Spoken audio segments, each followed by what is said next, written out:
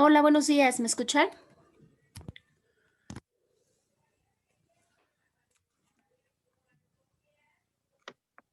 Sí, Miss.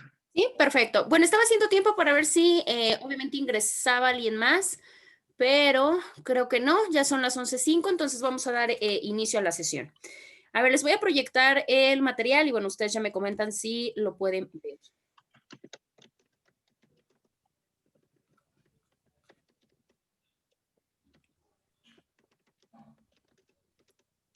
¿Ya les aparece? Sí, Miss. Sí, perfecto. Bueno, la clase pasada, bueno, nosotros ya tenemos como semana y media, 2 semanas que no nos vemos, obviamente porque se atravesó la situación de su evaluación. Entonces, pues obviamente retrasamos un poquito.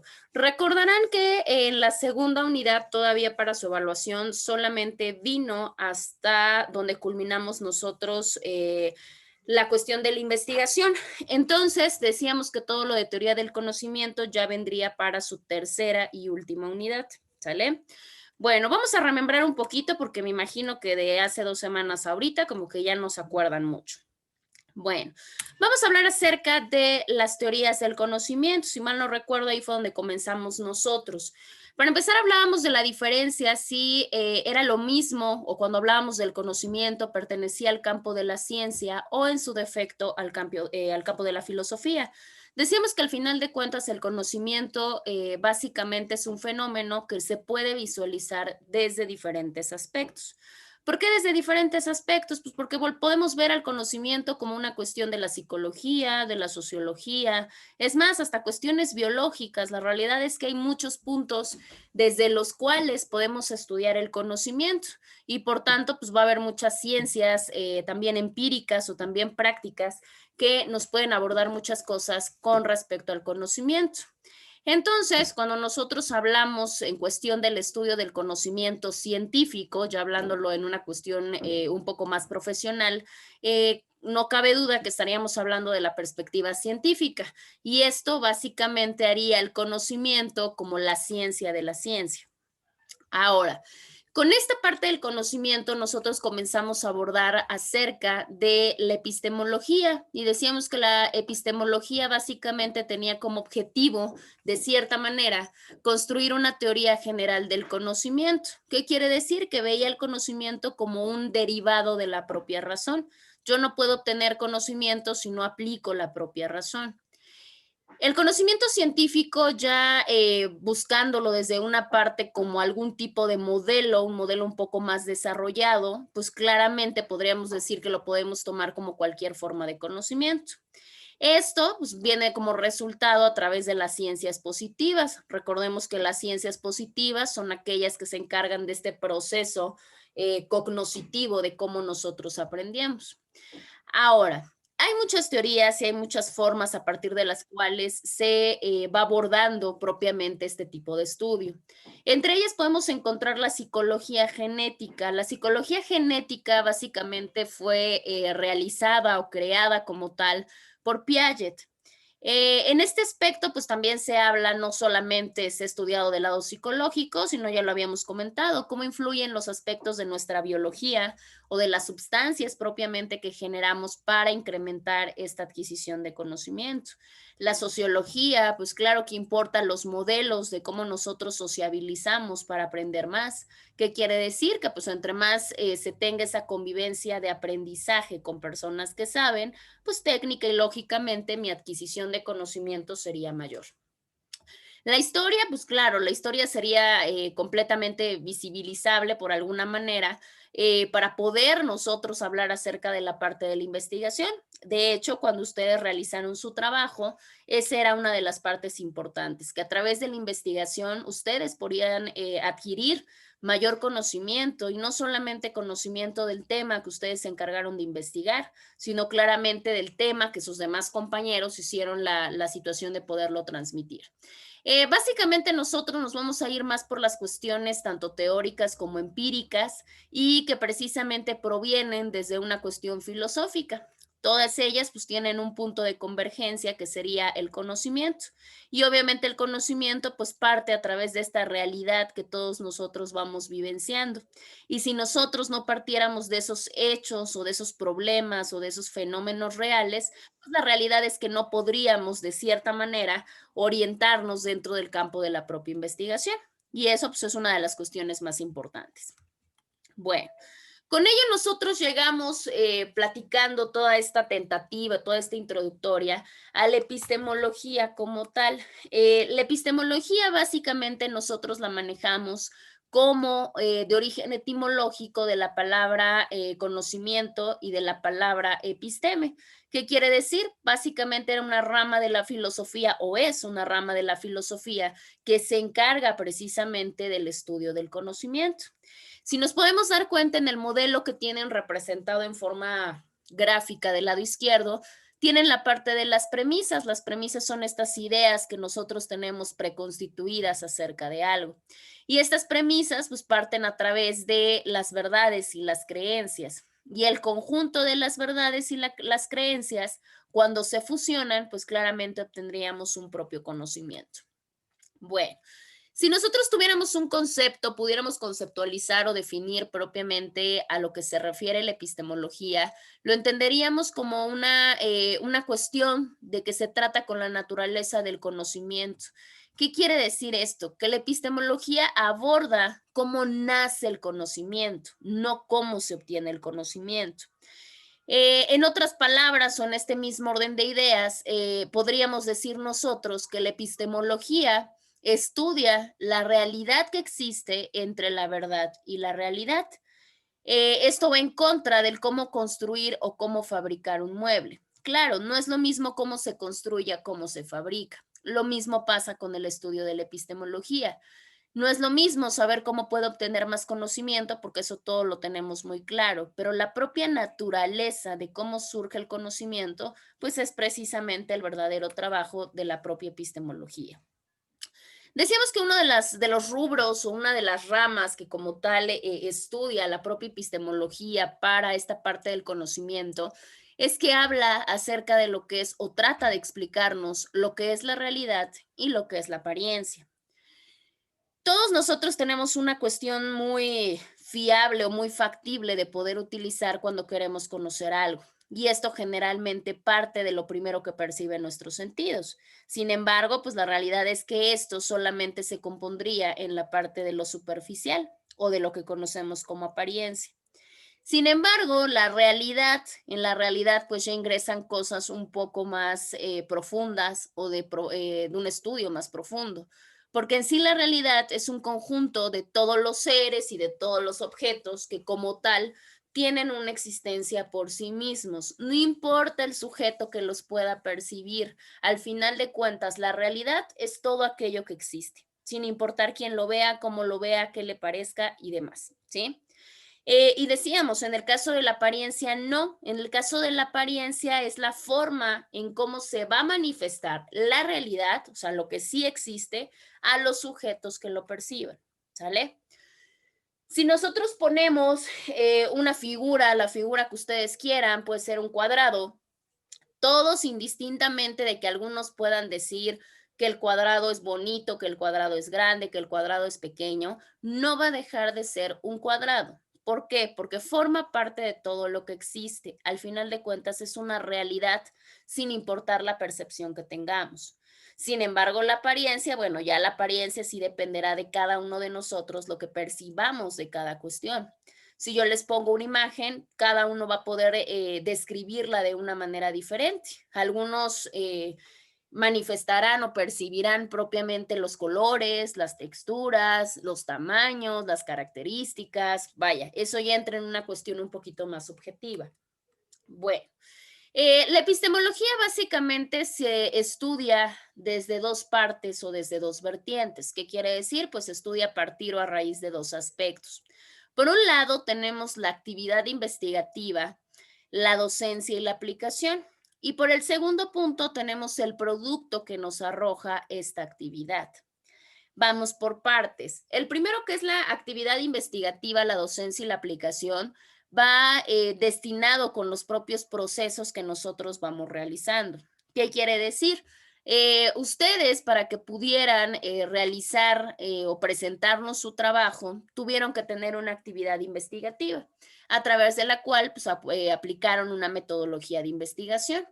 Con esa actividad investigativa, claramente ustedes pudieron dar una parte de docencia. ¿Qué quiere decir? Que pudieron explicarnos para que nosotros aprendiéramos precisamente lo que habían investigado.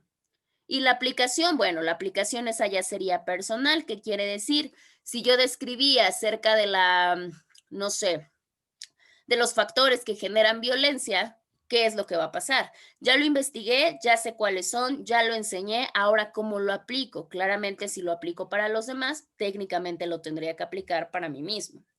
Y la segunda parte que estudia la epistemología como tal es el producto de esta investigación, de esta enseñanza y de esta práctica. ¿Y cuál es el producto de esas actividades? Es básicamente lo que conocemos como conocimiento científico.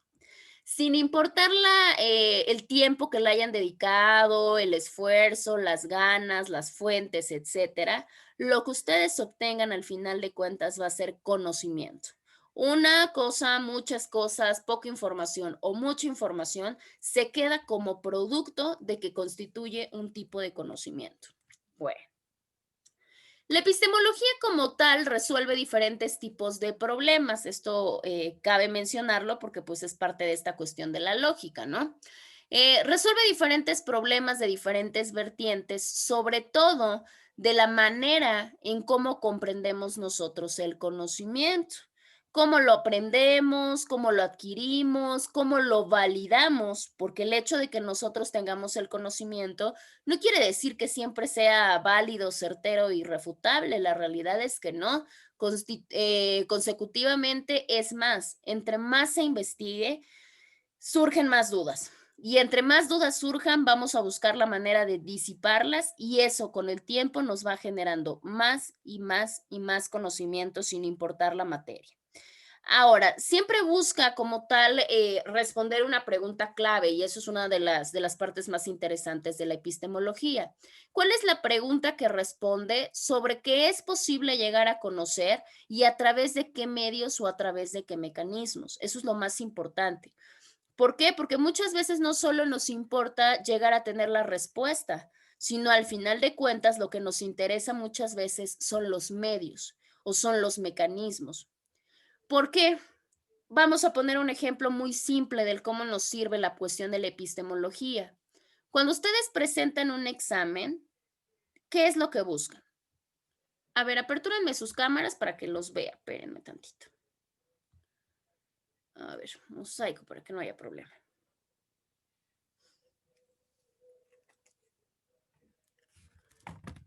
Sí, porque si no está complicado. A ver. Perfecto. En este inter, ¿qué es lo que buscas, Juan, cuando vas a hacer un examen? ¿Qué es lo que esperas?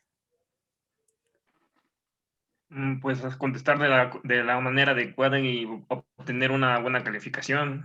Ok, el resultado, su compañero busca al final de cuentas obtener una calificación y obviamente tener un buen resultado. ¿Cómo lo haces? ¿Cómo lo harías, Daniel? ¿Cómo llegarías a este punto o a este fin de poder encontrar una buena calificación? Estudiando.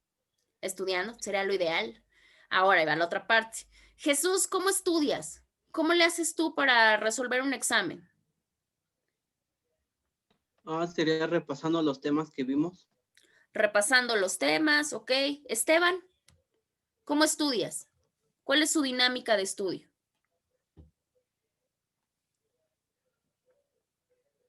Está tu micrófono en silencio, Esteban. Ahora sí. Revisando los apuntes. Revisando los apuntes. Si nos damos cuenta, ¿qué es lo que pasa? ¿Cuál es el modo en que nosotros adquirimos técnicamente la cuestión del conocimiento? Lo adquirimos desde la situación básica. ¿Qué quiere decir? Pues obviamente con la enseñanza. Ya lo comentamos en algún momento. Algunos son más visuales y algunos son más auditivos. Lo habíamos platicado por regla general. Regla general no quiere decir que no se pueda desarrollar. Los varones son más visuales. ¿Qué quiere decir? Ellos aprenden más de lo que ven. ¿Qué pasa con las mujeres? Las mujeres no, las mujeres técnicamente son más de oído, le prestan más la atención porque se tiene más desarrollada esa parte.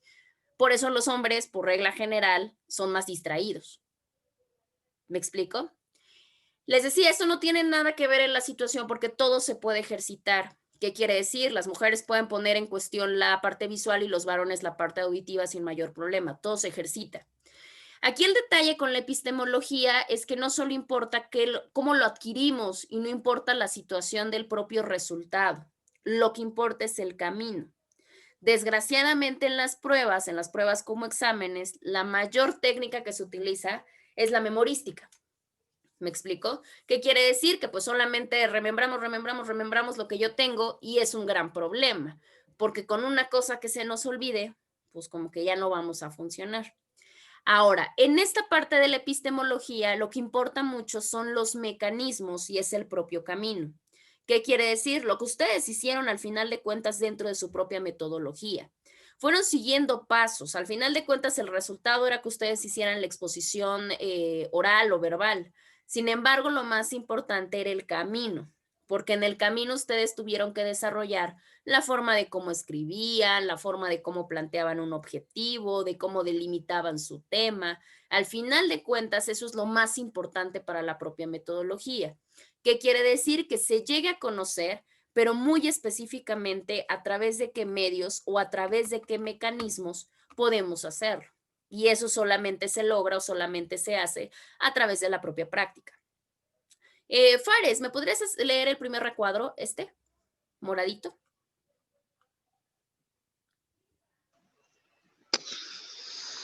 Dice, la epistemología aborda problemas generales del saber y específicos del campo de distintas ciencias o disciplinas.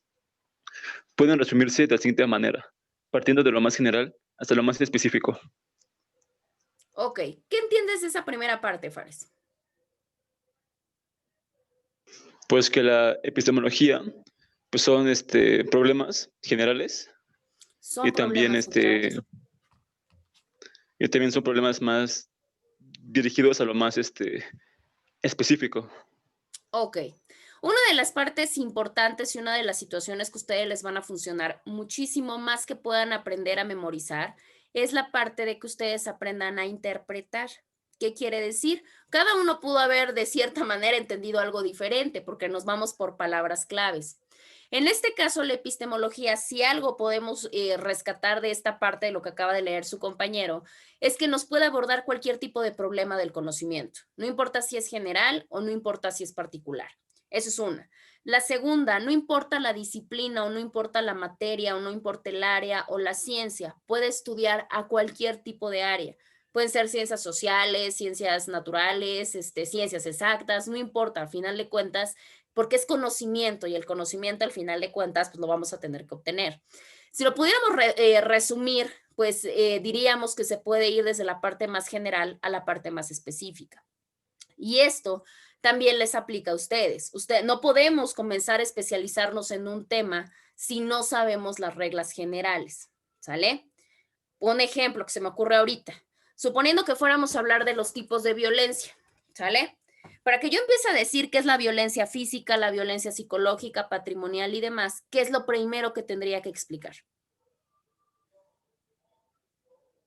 ¿Qué es la ¿Qué es la violencia? violencia? Exactamente. Entonces, lo ideal siempre es ir de lo más general a lo más específico. Y la epistemología, la realidad es que así va a abordar los problemas sobre la cuestión del conocimiento.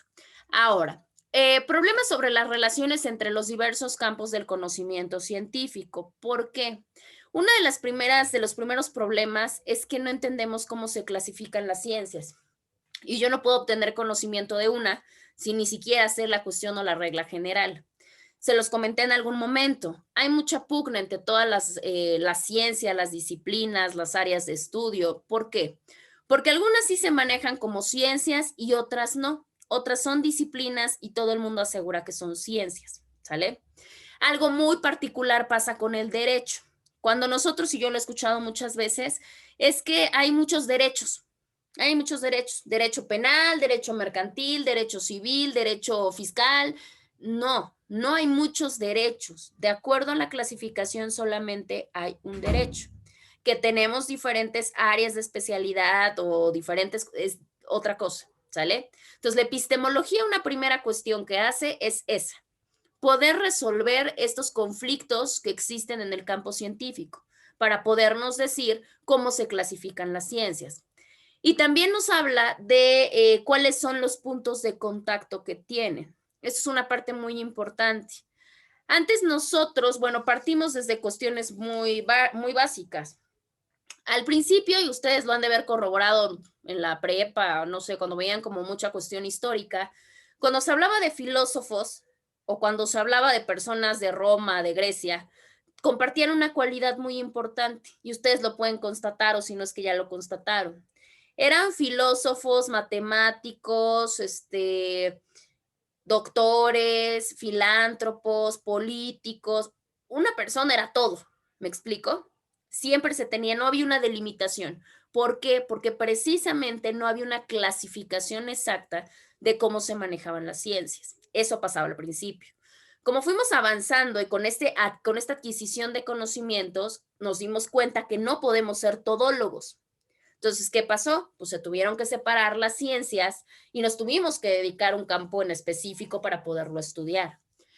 Y posteriormente, que ya estamos en la actualidad, ya no podemos ser ni todólogos y tampoco ya no podemos estar en la parte de creer que nuestra única ciencia o área de estudio lo es todo. ¿Qué quiere decir? Antes pensábamos, bueno, de hecho, pues eras abogado en la materia que quisieras y pues la abogacía era tu situación y no había más. Actualmente no, actualmente los puntos de contacto que tenemos con otras ciencias son impresionantes.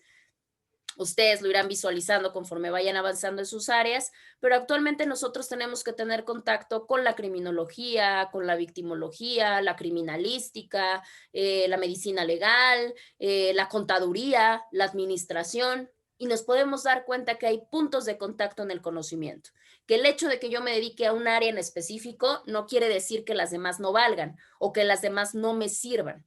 Todas tienen una utilidad. Pero esto ustedes ya lo van a ir viendo pues, poco a poco conforme vayan avanzando. Ahora, también nos habla la epistemología acerca de la parte de los problemas que existen sobre las ciencias formales y las ciencias concretas. ¿Cuál es una y cuál es otra? ¿Cuál es una ciencia formal y cuál es una ciencia concreta?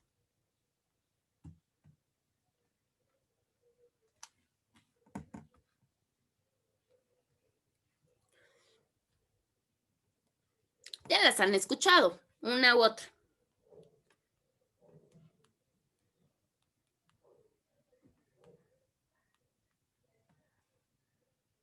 ¿Cuál podría ser una y cuál podría ser otra? ¿Qué les suena ciencia formal?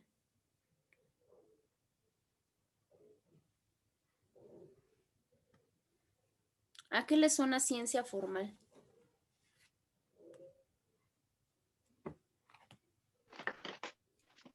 Bueno, sería como una ciencia que lleva una metodología para llegar hacia un resultado o a una investigación que tiene como una delimitación, algo específico.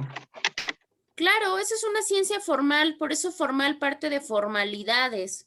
¿Y qué quiere decir esta parte? Pues que se tienen que agotar cierto tipo de recursos, cierto tipo de metodología o pasos para que se pueda considerar como ciencia, en este caso ciencia formal.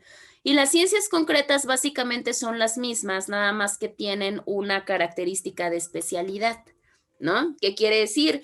El hecho de que yo sea, no sé, ingeniero, no va a ser que mi especialidad sea en todas las áreas. No, el hecho de que yo sea abogado no es que voy a ser especialista en todas las áreas. No, puedo saber de todas, por supuesto, porque es parte de nuestra rama de conocimiento, pero no voy a ser como el todas mías, ¿me explico? Tenemos que especializarnos en una sola o en alguna otra relacionada para poder tener esta distinción de profundidad.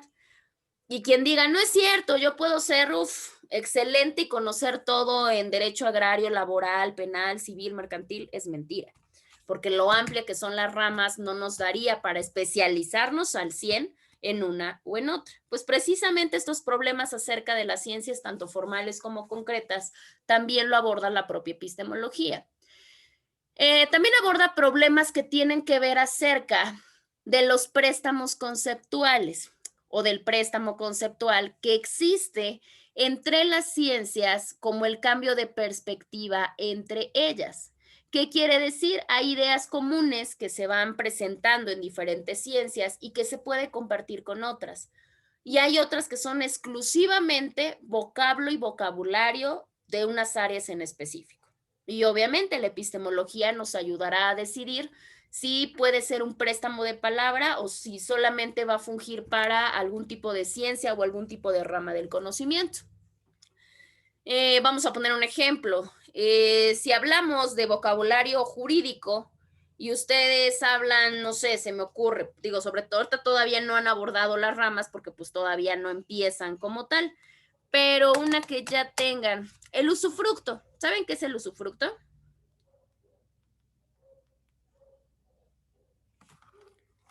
¿Lo han escuchado o algo así? Sí, pero no sé cómo definirlo. Según yo es un derecho real, ¿no? Es un derecho real, efectivamente. ¿Cuál es la característica que tiene? Recordemos que la característica que tiene es que una persona puede usar los bienes de otra y puede disfrutar sus beneficios. Vamos a poner un ejemplo de usufructo. Yo tengo una finca, ¿sale? Y yo voy a rentar una finca. Y resulta que cuando yo le rento a su compañera Marlene la finca, esta finca se encarga de producir, no sé, tiene cultivos de, no sé, de vid, por ejemplo, de uva. Y resulta que cuando yo le rento a su compañera, yo le rento completo. Esa siembra y ese cultivo, cuando se recolecte, va a simbolizar ¿qué? Va a simbolizar una ganancia. Y si esta ganancia se queda con su compañera que me está rentando, pues se constituye un usufructo, porque al final de cuentas ella va a poder gozar de eso, de los bienes o de las ganancias que surgen a partir de eso, de la relación contractual, porque tiene que estar un contrato de por medio, que tiene conmigo. Eso es un usufructo. Si ustedes van con un ingeniero o si ustedes van con un arquitecto y le preguntan de un usufructo, pues como que no creo que les pueda dar como mucha respuesta, ¿me explico? ¿Por qué? Porque eso no forma parte de un préstamo conceptual entre las ciencias. Eso va a ser un vocablo completamente de abogados, ¿sale? Si ustedes van con una persona, con cualquier persona, no importa la rama de estudio o no estudio que se tenga, y le dicen, pues es que resulta que la propiedad es el uso, el gozo y el disfrute de las cosas. O sea, ¿cuál es el uso? ¿Cuál es el goce? ¿Qué disfrutan? No entiendo. ¿Por qué? Porque solamente son vocablos específicos de su rama de estudio, ¿sale? Y bueno, así como ese hay millones. Claramente cada área de estudio y cada área de conocimiento van a tener sus propios términos y muy probablemente si viene con nosotros y nos habla un médico o nos habla un ingeniero con su propia terminología, ¿qué es lo que va a pasar? Podemos ser muy inteligentes y podemos tener tal vez conocimiento vasto, pero muy probablemente tengamos un poquito de problemas con comprender lo que nos está diciendo. Por eso los médicos, siempre que nos tienen que dar algún tipo de resultado, pues ¿qué es lo que hacen? Pues tienen que decirnos en palabras coloquiales. Y es lo mismo que van a tener que hacer ustedes con sus clientes, por ejemplo, porque ellos no van a entender completamente el vocablo jurídico. Pues precisamente la epistemología se encarga también de este tipo de términos que pueden ser prestados en diferentes áreas. Bueno, ¿qué otro tipo de problemáticas estudia o les da propiamente resolución la epistemología? Podemos tener problemas que están relacionados con los aspectos de carácter teórico o de carácter experimental de las ciencias. ¿Qué quiere decir? Pues todo lo que tiene que ver con la parte de la comprobación. Recordemos que para que una investigación formule una teoría y esta pueda ser aceptada como verdadera o como certera, ¿qué es lo que tenemos que hacer? Se tiene que comprobar. Y la única manera de comprobar las teorías va a ser la experimentación. Si el experimento sale contrario, pues como tal está refutada la hipótesis. Si el resultado de la experimentación es el correcto, pues ya se hizo, porque entonces ante esa parte ya tendríamos un aspecto experimental comprobado. Y ese es el que se nos queda a todos nosotros para poder aprender. ¿Sale? Hay cosas más comprobables que otras, sobre todo en lo que tiene que ver de los campos de las ciencias. Podemos comprobar en un campo de la ciencia cuando se habla de la gravedad, por ejemplo, o cuando se habla de las matemáticas, o cuando se habla de las figuras. Claro que se puede comprobar. Se hacen las fórmulas, los experimentos y demás, y se comprueba. En nuestro campo de estudio es un poquito más complejo, por lo que ya hemos comentado, se trabaja con personas, se vuelve un poquito más pesado. Pero sin embargo, para que podamos tener tanto aspectos teóricos o experimentales y se pueda comprobar y se pueda considerar como verdad científica, también se tendrá que experimentar. ¿Qué quiere decir? ¿Cuáles son los factores que detonan la violencia? Se me ocurre, sobre todo ahorita que estamos en un periodo de cuarentena, y suena broma, pero la realidad es que no es completamente cierto. Los índices de violencia familiar se han incrementado. Y es lógica, pues imagínense tener que estar con niños, para empezar, tantas horas al día. Estudiantes de su edad que también están en su casa o deben de estar en su casa.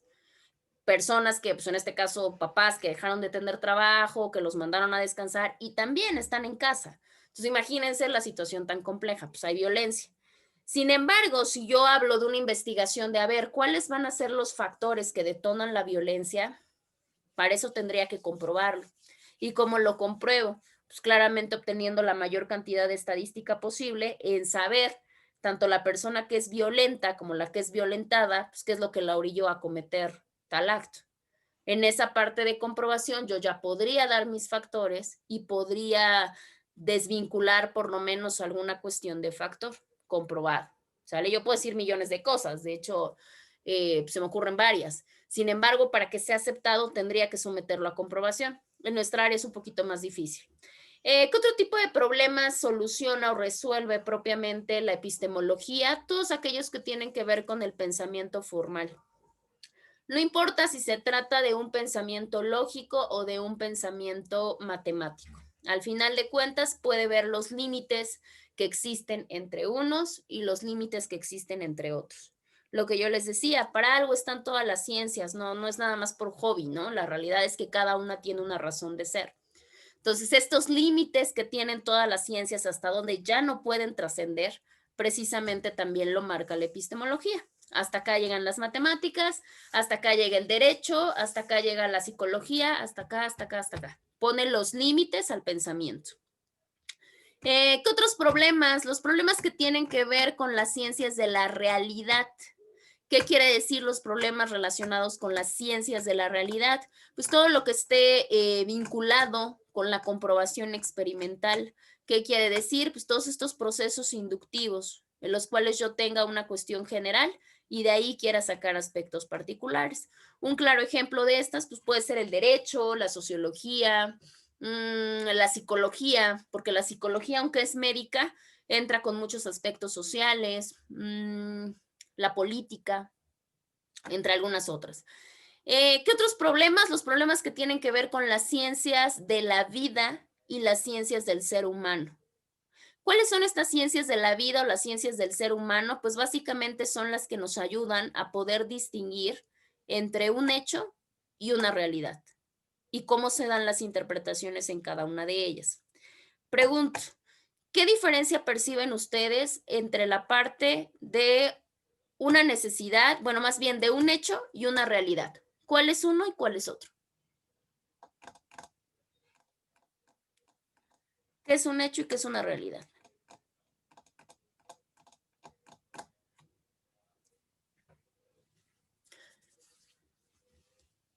¿Qué podríamos entender sobre uno y otro?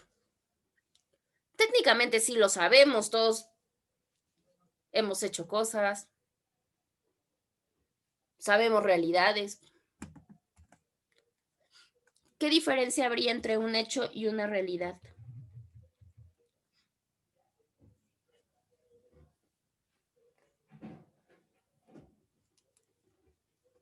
Es más, si no lo pueden definir, o sea, que no lo pueden definir como tal, un ejemplo de un hecho y un ejemplo de una realidad.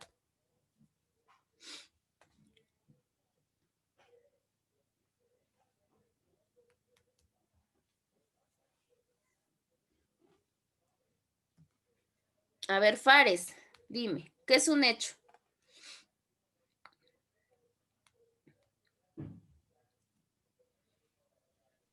Pues un hecho es una acción que ocurre.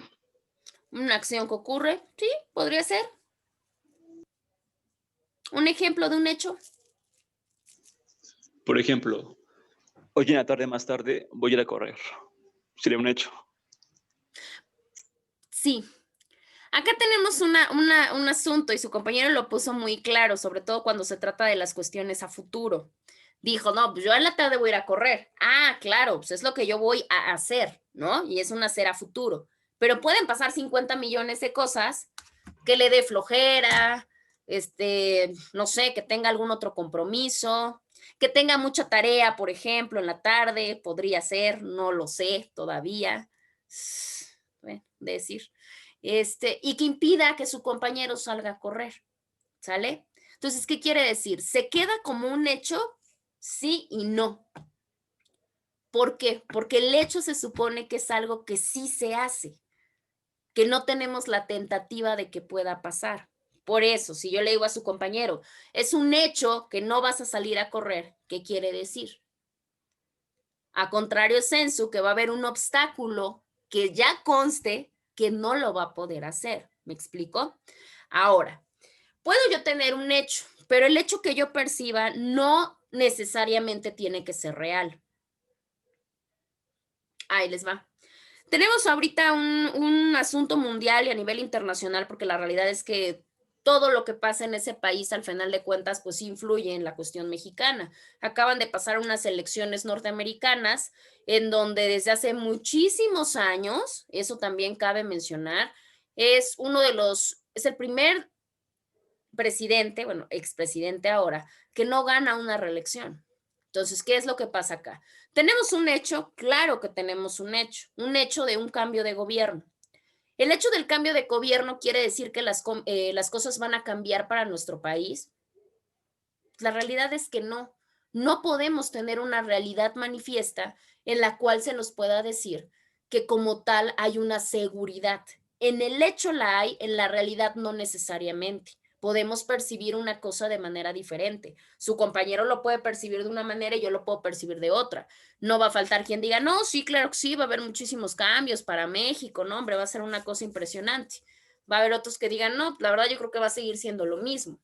Va a haber otros que digan, pues la realidad no nos interesa mucho, no creo que pase ni para bien ni para mal. Esa es la realidad. La realidad no se tiene una certeza. En el hecho sí se tiene una certeza. ¿Sale? Bueno, pues todos estos problemas que tienen que ver con la vida y con el ser humano, en donde nos ayudan a diferenciar entre lo que ya es un hecho y lo que es una realidad, es precisamente la epistemología. Al igual nos ayuda a guiar nuestras interpretaciones. Todas nuestras interpretaciones pueden ser válidas, pero cuando ya se aplican a una ciencia científica o cuando ya se aplican a parte del conocimiento, sobre todo que lleva para una cuestión profesional, pues nuestras interpretaciones tenemos que tener mucho cuidado de cómo las damos, porque de ahí dependen muchas cuestiones. Pues precisamente la epistemología también nos ayuda a resolver este tipo de problemas para poderles dar una interpretación adecuada. Sobre todo porque en derecho la interpretación no va a poder ser personal, la interpretación tiene que ser legal. Una cosa es que yo esté con una ideología a favor, en contra o lo que sea, y otra cosa, y esa puede ser mi interpretación personal, sí, pero la interpretación legal es completamente diferente. Tengo que hacer y tengo que allanarme a lo que la legislación me manda. Estos problemas que son inherentes a esta cuestión del ser humano lo pueden vivir los jueces, por ejemplo. Un juez puede percatarse que lo que está dentro de está mal y puede decir, híjole, o sea, si fuera por mí, porque por mi criterio, por mi situación, yo diría que la persona es culpable. Pero de acuerdo a lo que a mí me están presentando, yo no puedo interpretar conforme a mí se me dé la gana, sino a lo que me están presentando. Entonces, ¿qué quiere decir? Pues tienen que ver la forma de cómo equilibran las interpretaciones para que lo podamos comprender un poco más. Bueno, ¿hasta acá tienen alguna duda o alguna pregunta?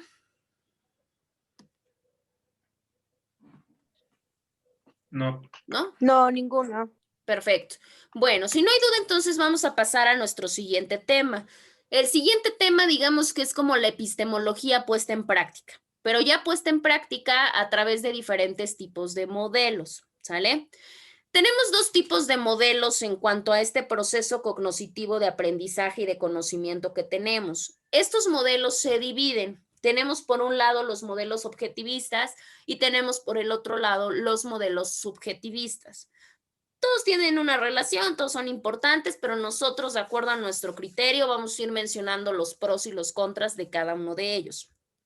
Bueno, tenemos la primera, los primeros que son los modelos objetivistas, parten básicamente de una teoría en la cual se menciona acerca del conocimiento y estos sostienen que la realidad o la existencia de los objetos es independiente de la creencia o en su defecto de las opiniones de los sujetos.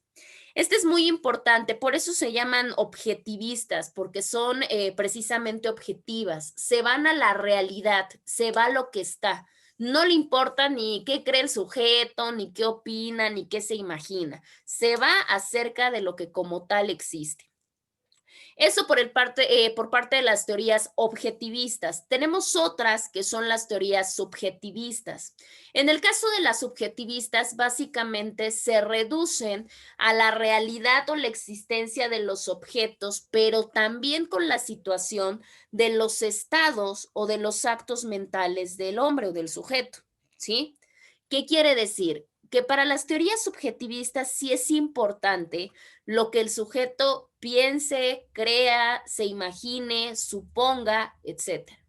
Todos los procesos mentales que nosotros hacemos para las teorías subjetivistas sí importan.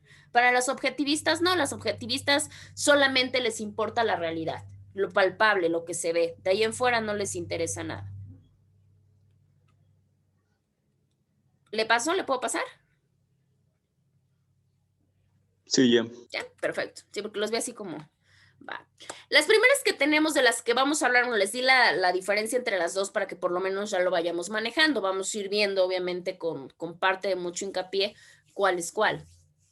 Las primeras que son las teorías objetivistas, que son las que les estoy comentando, que tenemos esta variabilidad porque solo importa la realidad y la existencia, podemos encontrar estas. Cabe mencionar que no son las únicas. Hay doctrinarios que agregan otras dos o tres.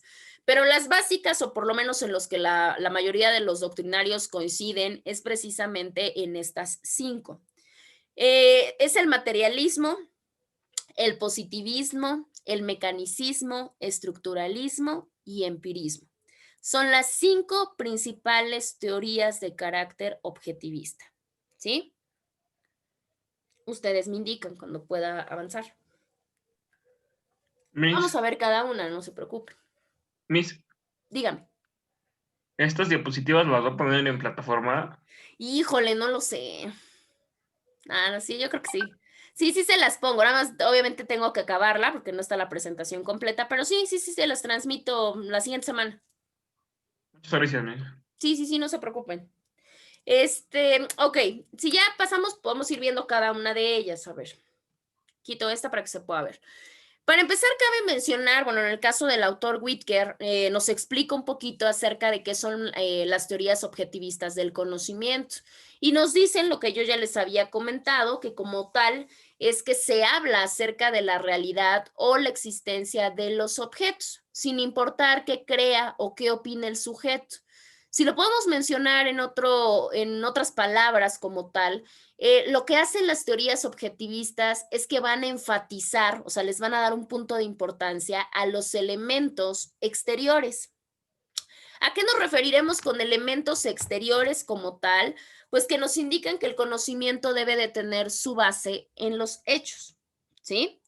¿Qué quiere decir? En el caso de las teorías objetivistas, se va más a las características que yo puedo visualizar, aunque sean los elementos que están por fuera o los elementos exteriores, pero al final de cuentas que sean hechos, que sean constatables, es lo que como tal importa a las teorías objetivistas. Ahora, en el caso de estas mismas teorías objetivistas, parten claramente de la parte del objetivismo. ¿Y qué es el objetivismo? Bueno, el objetivismo como tal se va a considerar como un medio a través del cual se puede adquirir un conocimiento. Y no solamente de cómo se adquiere o que se adquiere el conocimiento, sino también la forma en que se da a conocer el mismo conocimiento como tal. Esto se hace a través de la relación que surge entre el sujeto, se llama un sujeto cognoscente, y el objeto de conocimiento. Claramente debe de haber una relación entre el sujeto y entre el objeto. Es una de las cuestiones importantes en cualquiera de las teorías.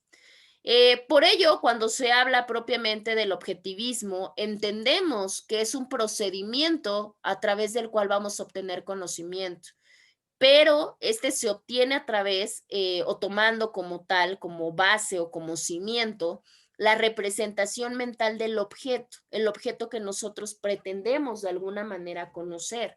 ¿Esto para qué? Pues claramente para que se pueda establecer una relación. Cabe mencionar dentro de esta parte que primero existe el objeto y después existe el sujeto que lo quiere conocer. Eso es muy importante porque, pues claro, para que yo quiera estudiar o para que yo quiera aprender de algo, ese algo tiene que existir previamente a mí. Eso es una completa situación. Otra de las partes importantes que les quiero mencionar es que cuando hablemos de objeto, no es necesariamente una cosa, ¿sí? No es necesariamente algún tipo de cosa material. Se puede también referir a cuestiones como los fenómenos, como los actos, como los hechos, cualquier cosa que yo pretenda conocer acerca de ella. Es otra de las anotaciones. Bueno, pues a eso se refieren las teorías objetivistas, específicamente la cuestión del objetivismo. Bueno, teníamos 5, yo les manejé 5 teorías importantes dentro del objetivismo o teorías objetivas, y la primera de ellas es el positivismo. Marlene, ¿me podrías hacer favor de leerme el positivismo? Sí, el positivismo es la corriente filosófica que surgió en la segunda mitad del siglo XIX y primera del siglo XX. El término positivismo tiene sus antecedentes en Saint-Simon, quien lo utilizó para designar el método exacto de las ciencias y su extensión a la filosofía de manera posterior. Auguste Comte adoptó el término positivismo y a quien se le considera como padre del pensamiento positivista. Él quería reformar el aspecto moral de la sociedad apoyándose en la religión, pero como una visión científica. Y es aquí donde emana una tesis sobre los 3 estadios, teológico, metafísico y científico. Científico positivo, conocida también como la ley histórica de los 3 estados, donde desarrolla el proceso que siguen los conocimientos al pasar por 3 distintos estadios teóricos.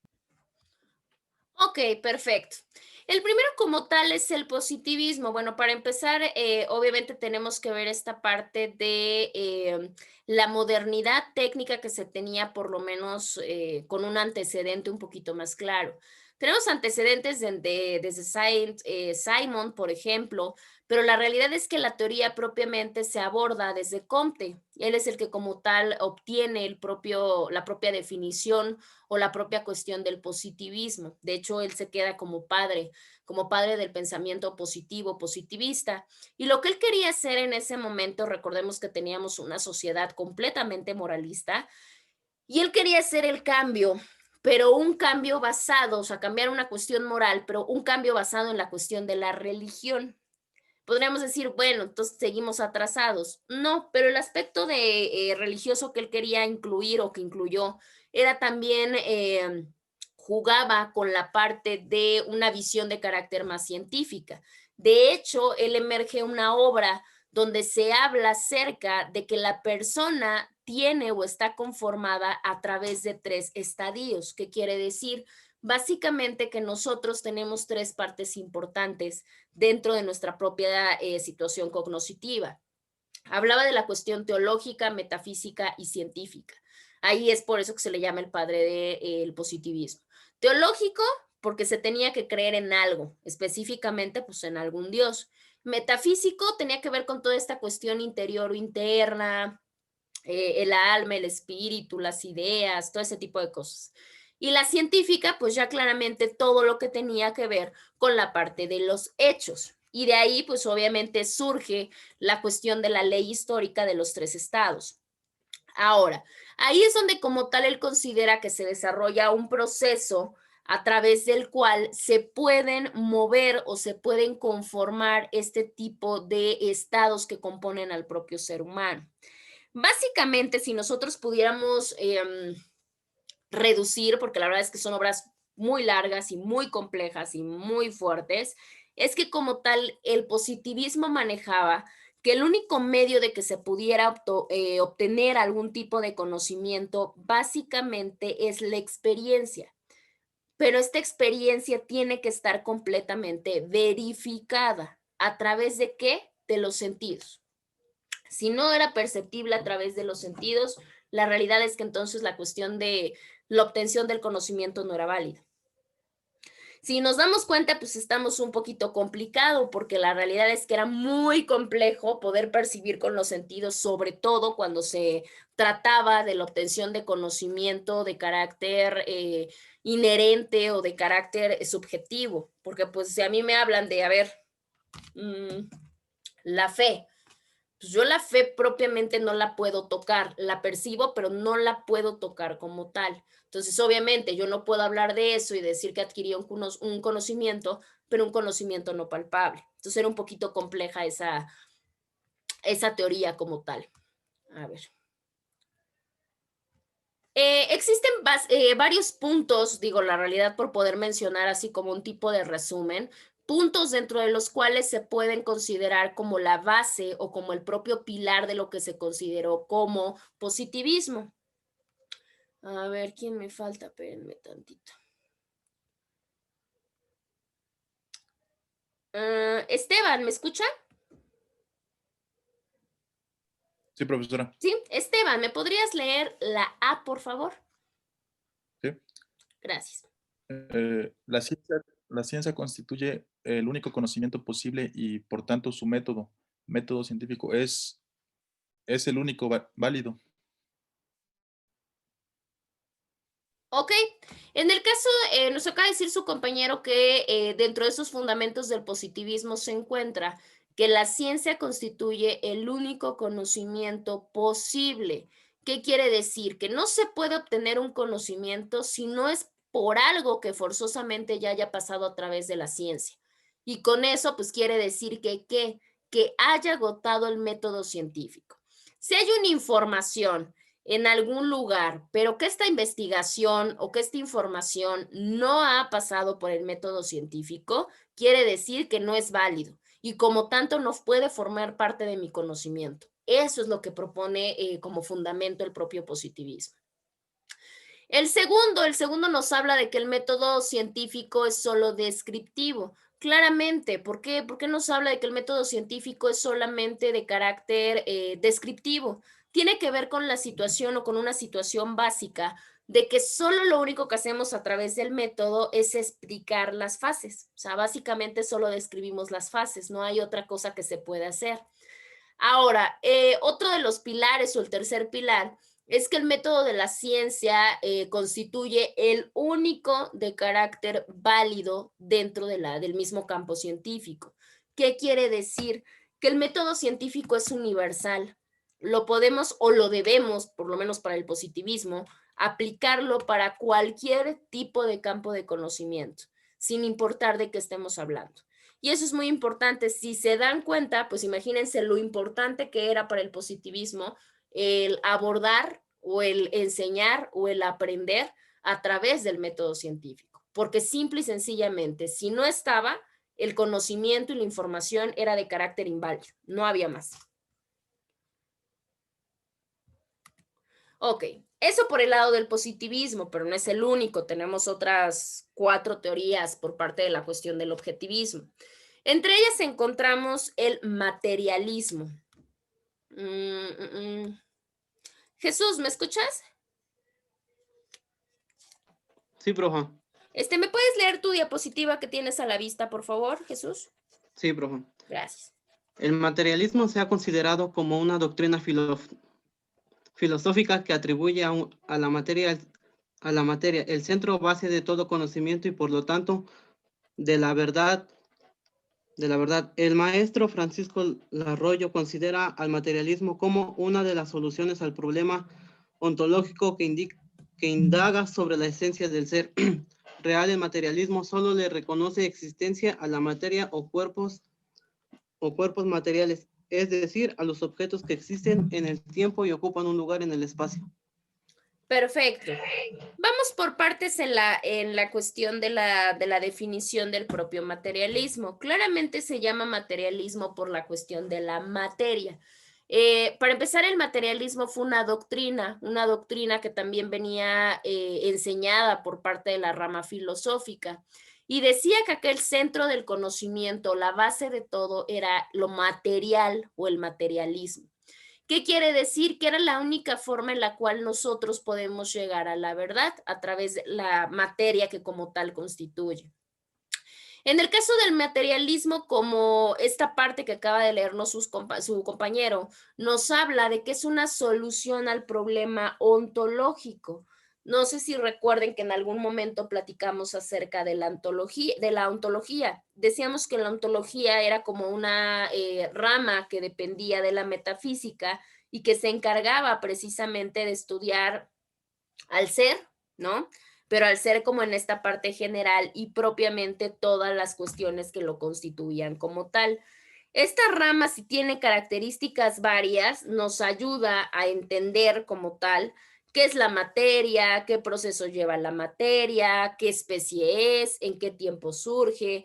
Básicamente todas estas problemáticas que plantea la cuestión ontológica, el materialismo las para y el materialismo dice lo único que importa como tal es la esencia del ser, pero la esencia del ser a través de lo material, ¿sí? ¿Qué quiere decir? Que solamente va a reconocer que existe la materia y los cuerpos completamente materiales.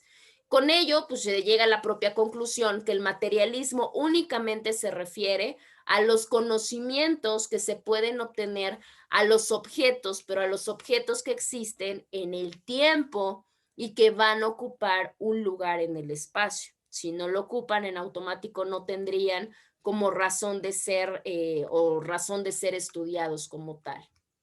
Bueno, tenemos diferentes tipos de cuestiones, porque cabe mencionar, porque sí, cuando hablamos de materialismo, como que sí se escucha demasiado cruel, ¿no? Como que no le importan gran parte de las cosas. Sin embargo, con el paso del tiempo, hemos encontrado diferentes vertientes del materialismo. ¿Qué quiere decir? Diferentes tipos del mismo y cada uno va abordando cuestiones o vertientes diferentes. Entre ellos, el primero que tenemos es el materialismo metodológico. En el caso del materialismo metodológico, tiene que ver con la existencia de los fenómenos, pero que este fenómeno que existe se debe a la presencia como tal de los cuerpos. Y estos cuerpos generan movimientos y estos movimientos provocan fenómenos. Básicamente así lo ve el materialismo metodológico. ¿Qué quiere decir? Que no se vincula solamente a los propuestos o a las cuestiones de ideas mentales que provienen propiamente de los materiales que existen en la realidad. Simple y sencillamente la respuesta que da el materialismo para cualquier cosa, es decir, existe un objeto, ese objeto tiene movimiento y ese movimiento forzosamente va a tener que provocar algún tipo de fenómeno. Bueno, malo, como sea, técnicamente así lo explica. Por otro lado, tenemos el materialismo práctico. En el caso del materialismo práctico, que también lo conocemos como praxis, tiene que ver con la idea de que la práctica es el único medio a través del cual se puede obtener conocimiento. ¿Por qué? ¿O cuál es la ideología que defiende propiamente el materialismo práctico? Porque precisamente el materialismo práctico dice o comenta o defiende que la única manera de demostrar la verdad de cualquier idea o de cualquier pensamiento, pues es demostrarlo, es poniéndolo en práctica. Qué tan bueno y qué tan verdadero sea, pues eso ya también queda a su consideración. Por supuesto que gran parte de las cosas las aprendemos a través de la práctica. De hecho, hasta nuestros primeros conocimientos vienen a raíz de la práctica. Sin embargo, si no tenemos bases teóricas, pues la práctica nos va a costar muchísimo más. Pero sin embargo, el materialismo práctico defiende la idea de la praxis para obtener conocimiento. Tenemos el siguiente. Daniel, ¿me puedes leer el siguiente, que es este rosa, por favor? Sí. Gracias. Materialismo histórico marxista. El principal exponente de esta corriente es Carlos Marx, quien con su discípulo Engels sostienen esto. Lo único que distingue al hombre de los animales no es el hecho de que posea conciencia moral, raciocinio o sentimientos religiosos, sino que es el único que puede crear sus medios de subsistencia al producir indirectamente su vida material.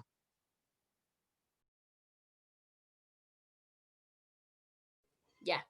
Acá tenemos una parte interesante para empezar por los creadores de la propia teoría o los que sí defendían esta teoría del materialismo histórico, porque es el materialismo histórico marxista. Todos sabemos como tal quién fue Marx y quién fue Engels. ¿Quiénes fueron? ¿Se acuerdan?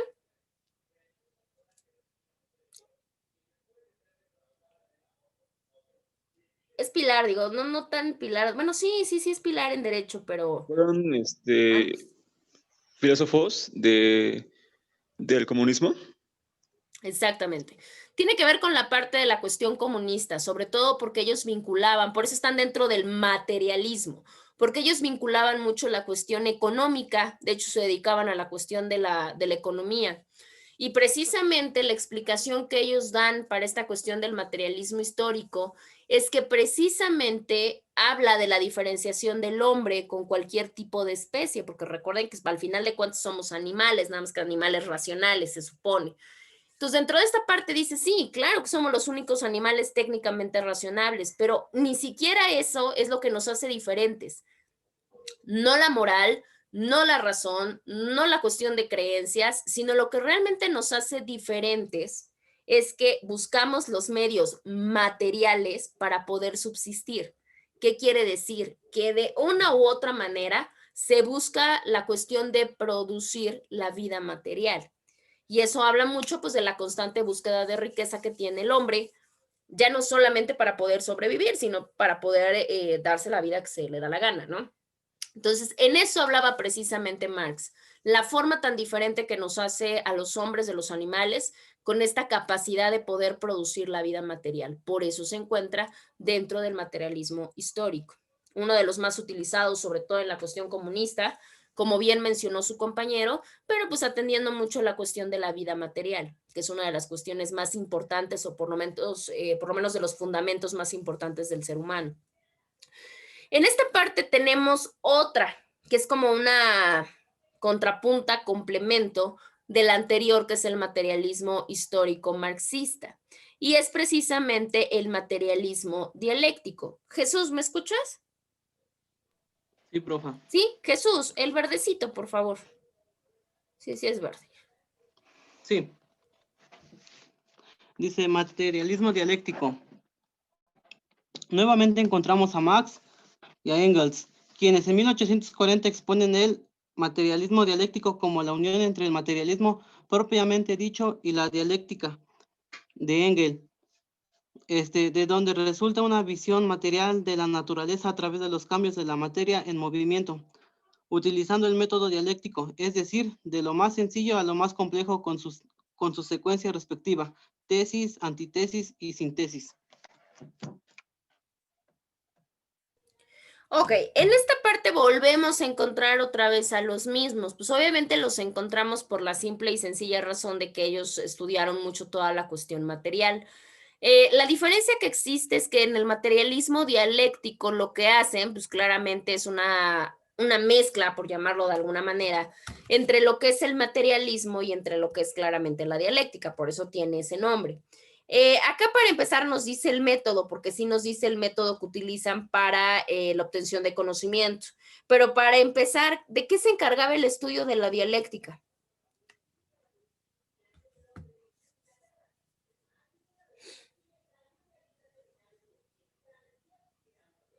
¿No? Bueno, en el caso de la dialéctica, básicamente lo que busca, por denominarlo de alguna manera, es que se pueda llegar a soluciones de alguna manera, pero a través de la confrontación, no una confrontación física, sino una confrontación de argumentos, que son herramientas que claramente a ustedes les van a servir mucho más adelante, o bueno, más adelante. En esta confrontación o en esta parte que nos da la dialéctica, que se puede argumentar, que se puede discutir, que se puede debatir para precisamente demostrar la verdad, Eso es lo que hace precisamente la dialéctica. Entonces, entre esta parte dialéctica y entre esta parte materialística, se llega a la cuestión de que se tiene una visión de cambios de la materia en movimiento. Claro, de hecho no hay una de las mejores formas de aprender que a través de la confrontación. ¿Qué quiere decir? De que nos cuestionen, de que nos pregunten, de que nos confronten, de que contraargumenten. ¿Por qué? Porque al final de cuentas esa parte nos agiliza toda la situación para poder obtener conocimiento. En este caso, pues utiliza propiamente el método dialéctico, que quiere decir que también se va desde lo más sencillo a lo más complejo. ¿Qué quiere decir? Que se utiliza tanto la formulación de tesis, las antitesis, que es lo contrario, que es cuando nos contrariamos, y la síntesis, sacar lo más importante del conocimiento que yo tengo. En esta parte, pues claramente se obtiene gran parte de la situación de conocimiento, sobre todo si abordamos la secuencia como tal, porque yo se los había comentado en algún momento. Por eso tienen los planes de estudio que tienen. No podrían visualizar, ¿qué les puedo yo decir? No podrían visualizar contratos si no han visto anteriormente obligaciones, por ejemplo, en la materia civil, o no podrían manejar derecho procesal penal sin haber visto dogmático jurídico, por ejemplo. Así van todas. Bueno, pues así se aplica como tal en cualquier rama del conocimiento. No puedo irme a lo más complicado si no aprendo primero lo más sencillo. Y ese es uno de los métodos que utiliza el materialismo dialéctico. ¿Y cómo lo hago? Pues claramente a través de esta confrontación y a través de buscar este convencimiento, pero para poder llegar a la verdad. Tampoco se hace nada más pelear por pelear. Y con eso, pues ya podemos sacar nuestras ideas propias, podemos confrontar nuestras ideas y podemos sacar lo más importante de eso. Esto es lo que nos propone como tal el materialismo dialéctico, también aplicado por Marx y por Engels. Bueno, y tenemos el último es uno de los más curiosos, que es el materialismo metafísico. En el caso del materialismo metafísico, que también se ha conocido como materialismo cosmológico, tiene que ver con una cuestión también filosófica que nos habla de la explicación de la materia también, pero una explicación real. ¿Qué quiere decir?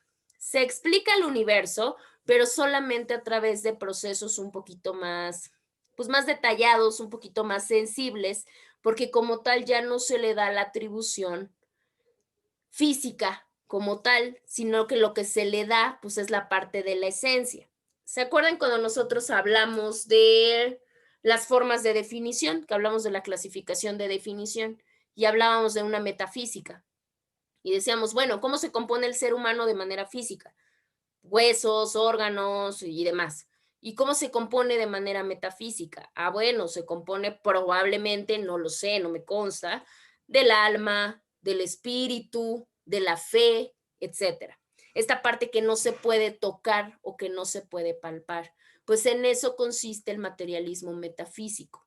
También la materia, pero materia que no se puede tocar o materia que no es perceptible propiamente. Y trata de explicarnos así el cómo se conforma el universo. ¿Sale? Bueno. Este es como tal el materialismo. Pregunto, ¿tienen alguna duda del materialismo en cualquiera de sus tipos?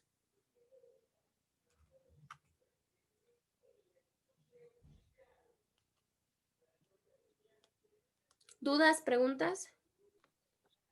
No, mis. Conste. Va. Bueno, tenemos el siguiente, que es, bueno, la siguiente teoría de carácter objetivista, que es precisamente el mecanicismo. En el caso del mecanicismo también es una cuestión filosófica, se considera que es una corriente de la filosofía y que tiene como tal el origen en un personaje mucho más antiguo, que es precisamente Demócrito y Platón y Aristóteles, que fueron una de las personas más importantes. ¿Por qué el mecanicismo vino o provino de estos personajes? Porque básicamente, si nosotros recordamos un poquito de lo visto de ellos, ellos consideraban propiamente que el conocimiento como tal se originaba a través de la realidad, de una realidad de carácter físico. Pero esta realidad de carácter físico estaba ligado como tal al movimiento de la materia, ¿sí? Pero también relacionada con los principios y hasta con las leyes de la mecánica, ¿sí? ¿Qué quiere decir esta parte que con las leyes de la mecánica? Que básicamente todos los fenómenos que se presentan como tal en todo el mundo, en nuestro universo, pueden ser resultado con la ayuda de las matemáticas. ¿Qué quiere decir? Que cualquier tipo de fenómeno o cualquier tipo de situación se podría encuadrar o se podría resolver aplicando las fórmulas matemáticas correctas. Eso era lo que opinaban estos tres autores y como tal por eso se le dio el propio nombre o el propio resultado de mecanicismo, porque precisamente va ligado con la parte de la mecánica. Vamos por partes. ¿Qué es la mecánica? Y no la mecánica automotriz ni esas cosas. Mecánica, sí, son capaces. ¿Qué es la mecánica? Sí, a grosso modo.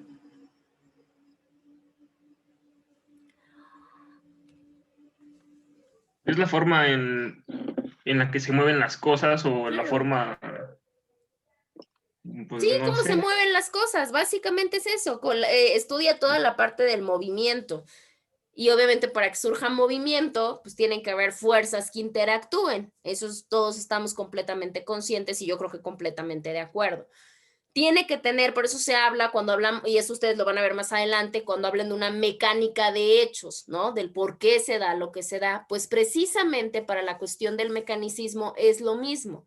Se trata de estudiar la realidad física a través de qué? Pues a través del movimiento de la propia materia, a través de estos principios y a través de estas leyes que como tal la mecánica nos maneja.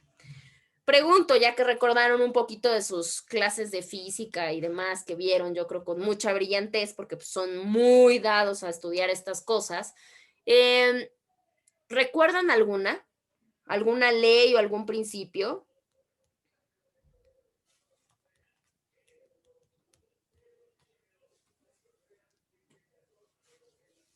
Hay muchísimas. ¿Cuál? A ver. Newton, por ejemplo, dio algunas. ¿De qué decía él acerca de toda esta cuestión de la mecánica? Recuerden que él dio gran parte de las cuestiones que mandataba la mecánica en su momento, vaya. Y tenía muchas leyes. ¿Recuerdan alguna?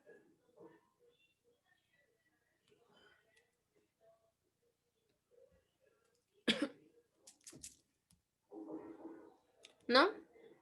Perfecto, se les va a quedar de tarea, ¿cómo no? ¿No es la de a toda acción tiene una reacción? Claro, son las de las más importantes. Y eso de a toda acción hay una reacción, opera no solamente para la obtención del conocimiento matemático racional, opera para cualquier tipo de cosas. Si yo voy ahorita en estado de ebriedad, manejando y aparte manejando mal y atropello a un peatón, ¿qué es lo que va a pasar? Suponiendo que me arresten, ¿no? Porque también sería lo primero, si no, no funcionaría. ¿Qué es lo que van a pasar? Pues claramente me van a detener, me van a acusar, dependiendo, ya sea de lesiones o ya sea de hasta de homicidio. Claro que a toda acción hay una reacción. Yo ahí no puedo decir que solamente sí fue técnicamente un accidente, pero fue un accidente a causa de mi negligencia. ¿Qué quiere decir? Que si yo hubiera evitado manejar o hubiera evitado beber para manejar, pues claramente esa consecuencia no hubiese pasado. Pues precisamente todas estas leyes y todas estos principios que objetan la propia mecánica son las que sirven para obtener el conocimiento dentro de la teoría del mecanicismo. Son muy válidas, sí, son muy completas también. El único detalle es que luego por el campo de estudio pues no somos muy buenos tratando esta parte. Por ejemplo, hay muchísimas, en el caso de Newton, recordemos que tenemos varias que hablaban de esta interacción, hablaba de la cuestión también, o se hablaba en su momento de la cuestión de la gravedad, se hablaban hasta de principios fundamentales que se tenían que realizar para que las cosas surgieran de esa manera. Y si se alteraba solamente un factor, en automático todo cambiaba, toda la fenomenología cambiaba. Pues lo mismo pasa en la vida y lo mismo pasa en derecho. Si nosotros cambiamos una sola decisión, con esa sola decisión se pueden modificar una serie de cosas, y no solamente personales, sino hasta para la gente que nos rodea. Pues precisamente el mecanicismo eso planteaba, obtener el conocimiento a través de esta relación que existe entre el movimiento de la materia y las leyes de la mecánica. Bueno, tenemos la siguiente, que es precisamente, igual es teoría o es corriente dentro de las teorías objetivistas, y es precisamente el estructuralismo.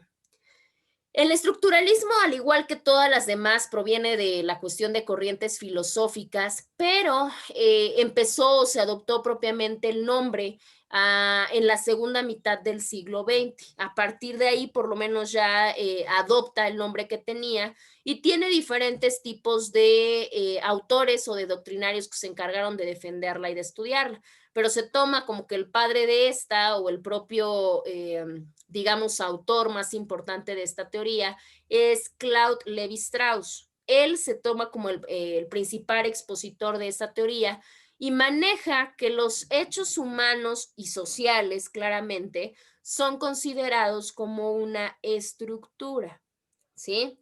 ¿Qué quiere decir o qué es una estructura? Una estructura básicamente es como el orden de las partes de un todo.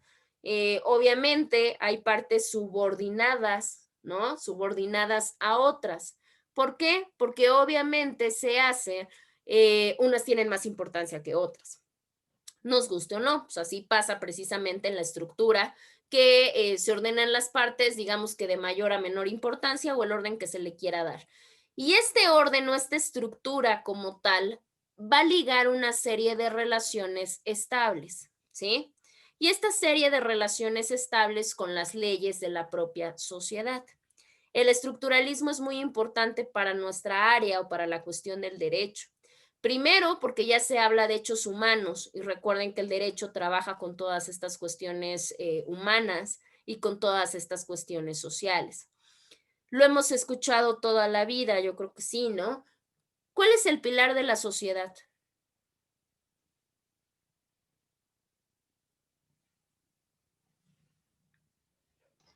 La familia. Exactamente.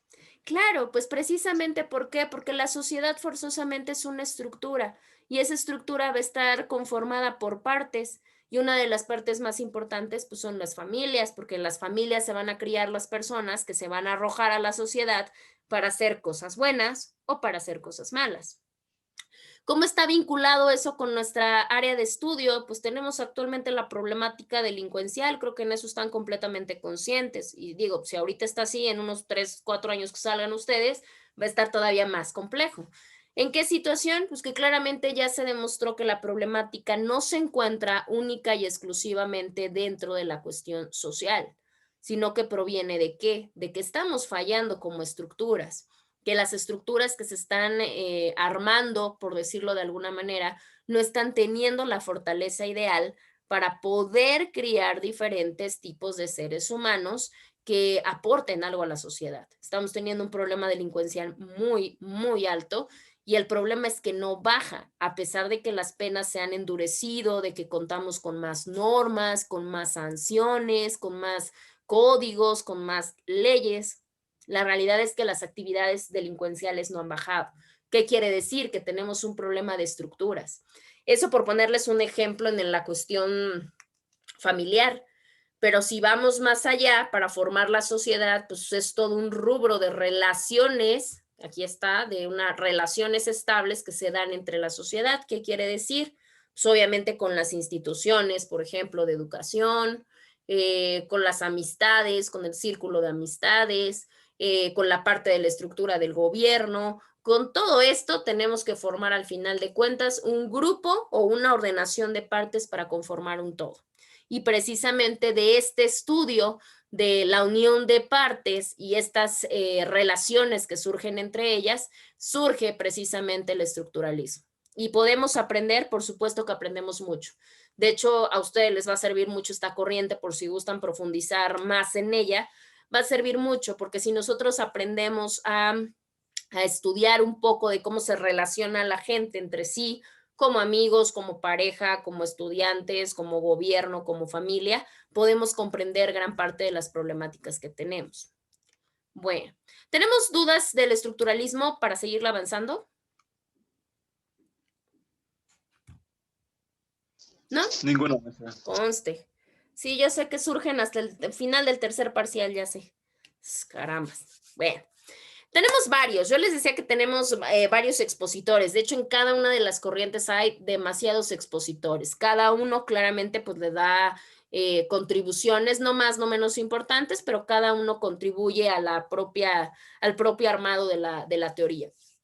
En este caso del estructuralismo tenemos, por ejemplo, a Levi Strauss. En el caso de Strauss, él tenía la ideología, sobre todo en la cuestión del objeto, de la finalidad, que perseguía que era una aportación de carácter positiva. ¿Qué quiere decir? Que el estructuralismo lo que buscaba o lo que busca es que se le dé propiamente a las ciencias humanas de una base epistemológica. ¿Qué quiere decir? Que podamos tener un conocimiento tan certero que se puede equiparar con las ciencias naturales. Y eso es lo que decía este autor que el estructuralismo hacía con las ciencias sociales o las ciencias humanas.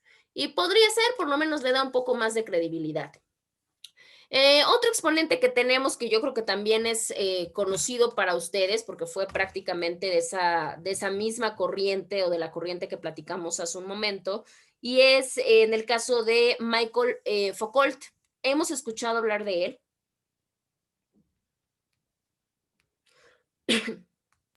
No, la verdad no. ¿No? Bueno, él tiene demasiadas cosas. Cabe mencionar que fue una persona, bueno, se le considera una persona muy brillante. Básicamente fue filósofo, porque él también fue filósofo, característica importante que también fue psicólogo, por ejemplo. Él tenía esta parte del estudio de la filosofía, pero a través de los estudios de mentalidad o de los estudios propiamente de la mente humana. ¿Qué quiere decir? Que ya no solamente se quedaba con esta parte de lo que estudiaban generalmente los filósofos, sino que ya buscaba darle un propio fundamento científico. Y esa era una de las partes más importantes que como tal Foucault aportó como tal dentro de sus obras. Ahora, en el caso de él específicamente decía que este pensamiento de carácter estructuralista lo que hacía o lo que iba a hacer era precisamente darle origen a una nueva forma de pensar. De hecho, se hablaba de una nueva era. Y con esta nueva era del estructuralismo se iba a dejar atrás la dialéctica, que era la que había propuesto Marx y propuesto Hegel. ¿Qué tan importante era? Claro, porque recuerden que ellos eran más cuadrados, eran más de lo que se visualizaba, de lo que se palpaba. Mientras en el caso del estructuralismo se hablaba de combinar todas las estructuras posibles que pudieran ayudarnos a dilucidar propiamente el conocimiento humano. Y esas eran unas de las cuestiones pues, más importantes. Ahora, tenemos otra parte, de hecho en el caso, por ejemplo, de Foucault, lo que hizo mucho a pesar de estar de acuerdo con la cuestión del estructuralismo, es que él desde su punto de vista hizo muchas críticas a lo que en ese momento se encontraban como instituciones sociales. ¿Qué quiere decir? Él defendía que el conocimiento se tenía que obtener al estudio de estructuras, pero también consideraba que las instituciones de carácter social pues estaban muy mal y que por eso no podían brindar la información de manera adecuada, como sí se podía hacer en las ciencias naturales, por ejemplo. Y esto era una de las cuestiones más importantes. De hecho, gran parte de su situación de estudio es que hablaba mucho acerca del poder, de cómo funcionaban estas relaciones de poder en estas estructuras y qué tanto impacto tenían claramente al obtener el conocimiento, sobre todo porque recordemos que en ese momento pues todavía se hablaba de que la obtención de educación de calidad y demás, claramente solo se lograba a través del poder adquisitivo. ¿Qué quiere decir? ¿Tienes dinero? Vas a tener educación, vas a tener una buena educación, vas a tener poder y vas a tener dinero. Si tú no tienes todas estas estructuras, claramente no vas a llegar a ningún lado. Entonces, en este caso, este autor como que criticó mucho la parte institucional. Ahora, para este mismo, porque también si algo logró hacer Michel Foucault, es que logró poder dar una propia definición de lo que era o de lo que es propiamente el estructuralismo, porque al final de cuentas, pues así quedó definido. Básicamente decía que era una ideología, para empezar, una ideología formalista, que lo que hace es privilegiar los elementos estáticos de la realidad. ¿Qué quiere decir? Las cosas que no se mueven de la realidad. Esto en perjuicio de los dinámicos, o sea, en perjuicio de los que sí se mueven. Y para lo cual, lo fundamental en la experiencia humana es buscar la estructura de lo que ya existe. ¿Qué quiere decir? Que el estructuralismo no crea. Lo único que hace precisamente es estructurar lo que ya existe, pero no va a crear nada nuevo ni absolutamente nada que pueda ni ayudar ni perjudicar.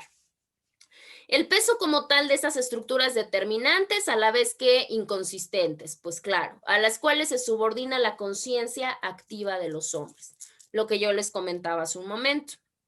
Esta parte de la ideología del estructuralismo que nos dice, no se crea nada, lo único que se hace es estructurar lo que ya existe, pero estas estructuras que ya existen son inconscientes muchas veces y esas lo que hacen es que al final de cuentas subordinan a la persona o a las personas a quedarse propiamente con esas estructuras. ¿Qué quiere decir? Pues les estoy hablando de que en el caso de Foucault estaríamos hablando de qué años, del año 26, ha de haber nacido en el 25, 26, que se les hace, bueno, que a los años 50, por ejemplo, que era cuando él escribía todas sus obras, pues imagínense hace 70 años cómo teníamos esta parte de las estructuras. Claramente las personas se subyugaban a lo que propiamente decían las estructuras más grandes, por ejemplo, pues el poder político, el gobierno y el Estado. ¿Qué tanto ha cambiado? Pues no sé, ustedes me dirán. Pero sí ha cambiado. Obviamente ya ahorita ya hay mucha libertad y ya hay mucha apertura para diferentes tipos de cuestiones. Sin embargo, el estructuralismo pues sí se prestó o se presta para poder seguir obteniendo conocimiento a raíz del mismo. Marlene, por favor, ¿me puedes dar lectura a esta? Sí, empirismo. En esta expresión del pensamiento se encuentran John Locke y David Hume como los principales exponentes de esta corriente epistemológica que surge en Inglaterra en la segunda mitad del siglo... ¿qué? Ay, no sé qué Es dice. error, no, es error de dedo, es 17. Dice, sí. principios del siglo, tampoco sé qué dice. Para ellos, el conocimiento emana de la experiencia y no de la razón, debido a que se parte de hechos concretos y de la experiencia sensible. Ok, en el caso del empirismo, el empirismo nosotros ya lo habíamos comentado, por lo menos la cuestión de la palabra empírica. En este caso también parte de dos autores muy importantes que no solamente aportaron cuestiones para las ramas del conocimiento, sino para la cuestión en general de la filosofía y de toda esta cuestión epistemológica. Encontramos dos importantes expositores de esta corriente, es precisamente Locke y David Hume. En este caso, como los principales exponentes de esta cuestión del empirismo, se da ya claramente en una cuestión pues un poco más técnica, pero pues más lógica.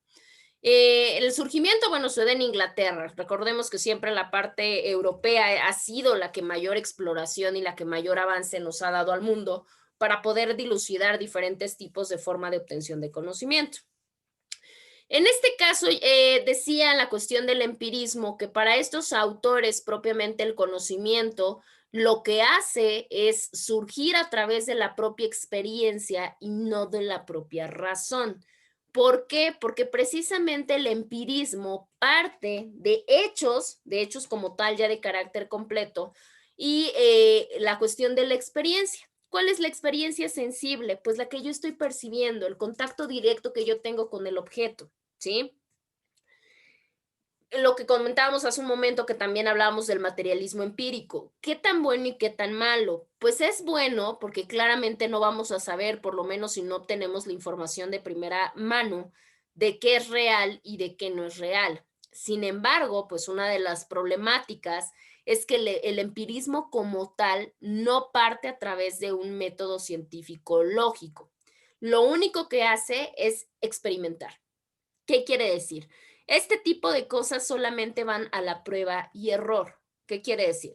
Yo hago algo, ¿sí? Si me sale bien, pues qué bueno, ya obtuve la experiencia y para la siguiente lo voy a volver a hacer igual porque me salió bien. Si me sale mal, voy a tener que seguirlo intentando 2, 5, 10 veces hasta que me caiga, hasta que me salga bien. De ahí yo aprendo. Eso es lo que maneja el empirismo. Les decía, ¿qué tan bueno y qué tan malo? Pues dependería de la cuestión de la que estemos hablando. La experiencia es buena, por supuesto, pero gran parte de las veces tiene que ir menguada de la teoría, porque si no va de la mano, si no lleva un acompañamiento, pues probablemente se puedan cometer más errores o me pueda ser más difícil a que si yo ya llevo un acompañamiento teórico o una base previa. Pero bueno, al final de cuentas, estos dos autores defendían la parte propia de la práctica. En el caso de John Locke, este también fue filósofo, les decía, tuvo varias aportaciones en diferentes tipos de áreas. Él básicamente inicia toda esta cuestión del estudio empirista y precisamente sus preguntas no surgen o su investigación no surge por una cuestión como tal, sino porque simple y sencillamente se hizo la pregunta de cuál era el origen, de cuál era la esencia y de cuál era el alcance del ser humano. Él se lo pregunta y en automático, pues más allá de buscar información previa, lo que hace es que precisamente parte de un precepto. ¿Y cuál era el precepto? Que como tal el conocimiento se construía pues a través de un conglomerado de ideas, ya que consideraba en este caso Locke a la idea como pensamiento. Y recordemos que todo pensamiento, según Locke, precede a la propia experiencia. Por tanto, pues él decía que ahí era donde se fundamentaba el conocimiento. ¿Qué quiere decir? Que antes de que yo aprenda algo, tengo que tener la duda de qué es lo que quiero aprender. Posteriormente lo hago y al final aprendo. Era así como el proceso que en este caso John Locke manejaba. Y esto pues solamente a través o a partir de una cuestión de ideas. Y la idea pues claramente siempre va a tener que estar antes de la experiencia. Para que yo pueda experimentar, pues claramente tengo que tener una idea acerca de qué es lo que voy a experimentar. En el caso de Locke, cabe mencionar que Locke no solamente tenía, ¿cómo les explico? Sus ideas muy personales, eso es otra de las cuestiones. Muchas de las ideas que tenemos no nos surgen por obra de magia ni nos surgen por inspiración propia. Gran parte y sobre todo gran parte de los autores tienen diferentes tipos de imágenes o modelos que les sirven como un tipo de inspiración o como un tipo de duda para poder resolver las interrogantes.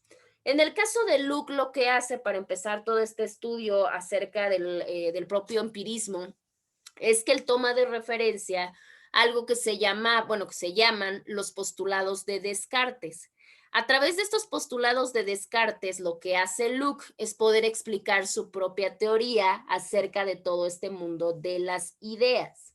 Y eso es una de las partes, pues obviamente más importantes de él.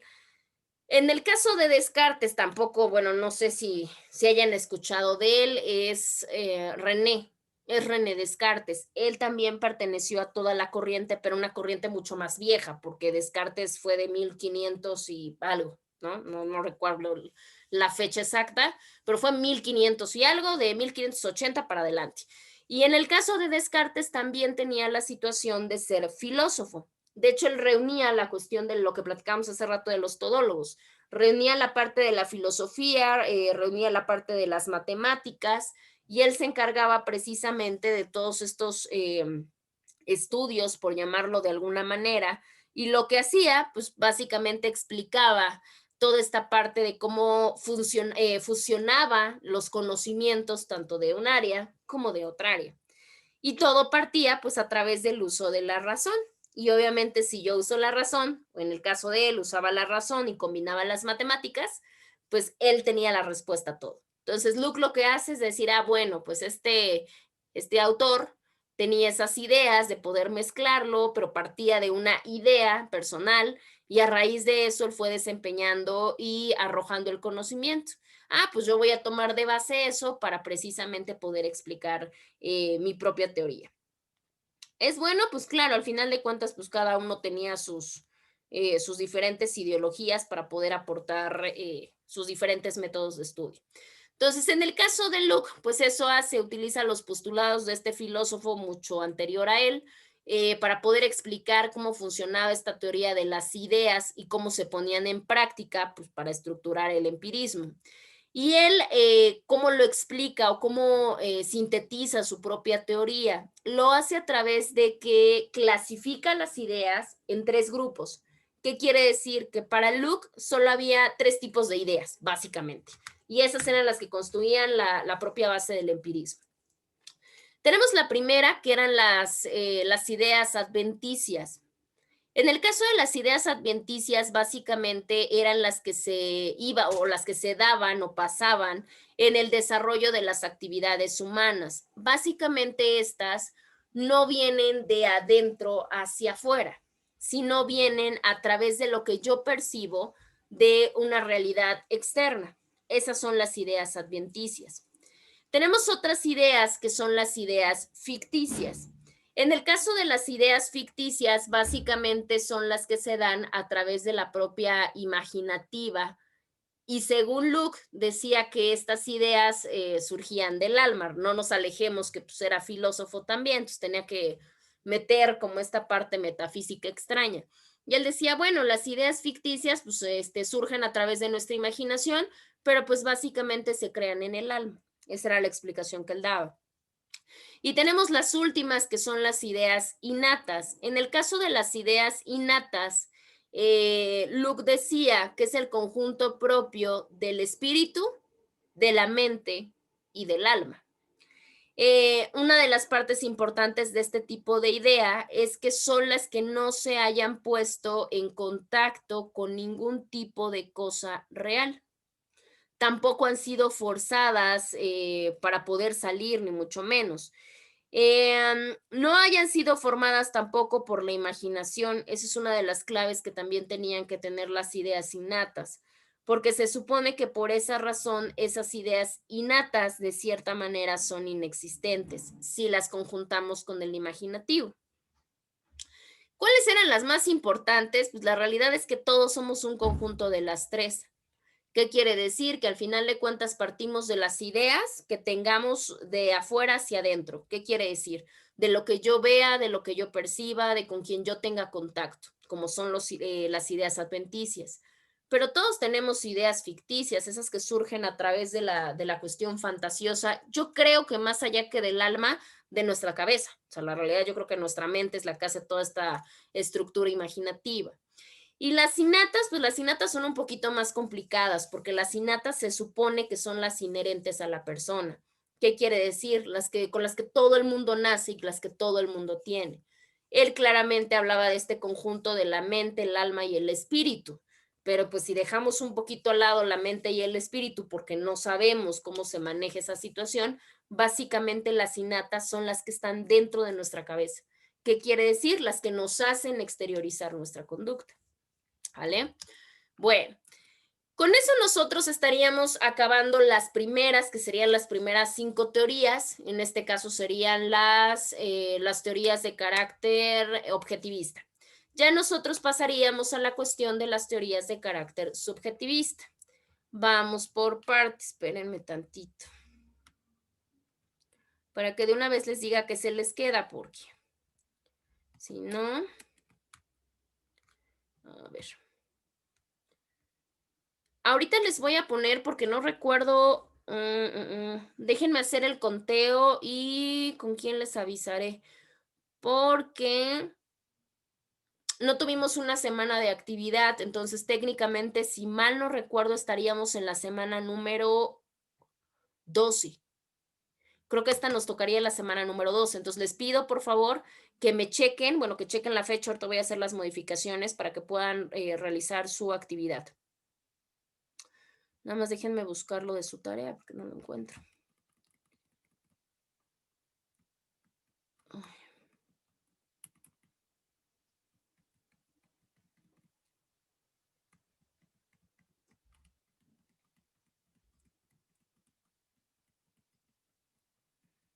Aquí está el idealismo. Ok, van a buscar acerca de la teoría subjetivista del conocimiento, pero solamente el idealismo.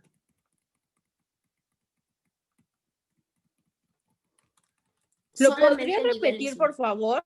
Claro, van a buscar acerca de la teoría o de las teorías subjetivistas, pero solamente la del idealismo, esa es la única. Porque en el idealismo van a encontrar como 6, pero nada más quiero que busquen la del idealismo y ya. Y van a realizar un mapa conceptual si quieren, creo que es lo más sencillo. Infografía cuesta un poquito más.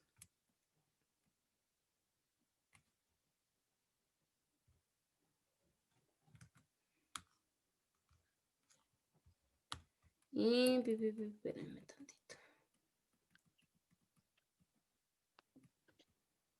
Sí, creo que sería la única, creo que es la que me importa para que no tengamos ningún problema. ¿Y para qué día lo quiere, Miss? Para la siguiente semana, yo creo que se los dejo para domingo en la noche, para Ok, que Miss. tengan toda la semana para hacerlo, sí. Sí, mapa nada más del idealismo y listo. Gracias. Obviamente, en el caso de eso, pues, ¿qué es? ¿Cómo funciona? Si hay algún tipo de clasificación, cómo se puede aplicar, o sea, que investiguen, pues digo, lo más completo posible. ¿Sale?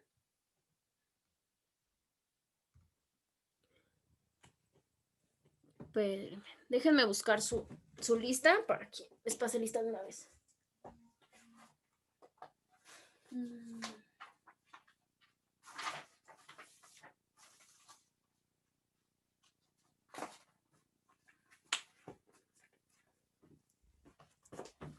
Ahí está. A ver. Uy.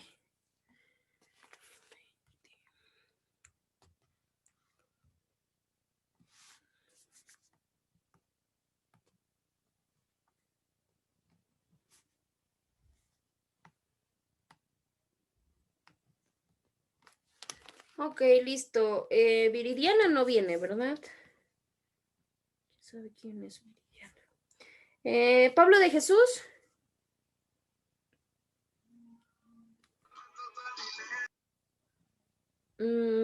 Esteban. Carrasco Orozco Esteban. Presente. Ok. Sí, presente. Sí, listo. Flores Juárez Jesús. Presente, profa. Perfecto. Hernández Pérez Marlene. Presente. Perfecto. Morales Cortés Juan Manuel. Presente. Juan Manuel. Ok, ya. Morales Montes Fares. Presente. Listo. Daniel, Ángel y Saraí, creo que no vienen, ¿verdad? Y Serrano, Rivera, Heréndira, Natalia. ¿Cómo va Natalia? ¿No saben? Yo hablé con ella la semana pasada y ayer y me dijo que estaba mejor, pero no me dijo qué tenía exactamente.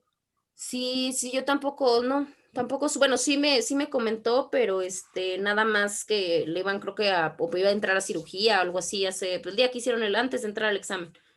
Pero sí, ya de ahí ya no supe nada de ella. Y sí, bueno, creo que bueno que está bien lo que cuenta. Titla Robles Armando.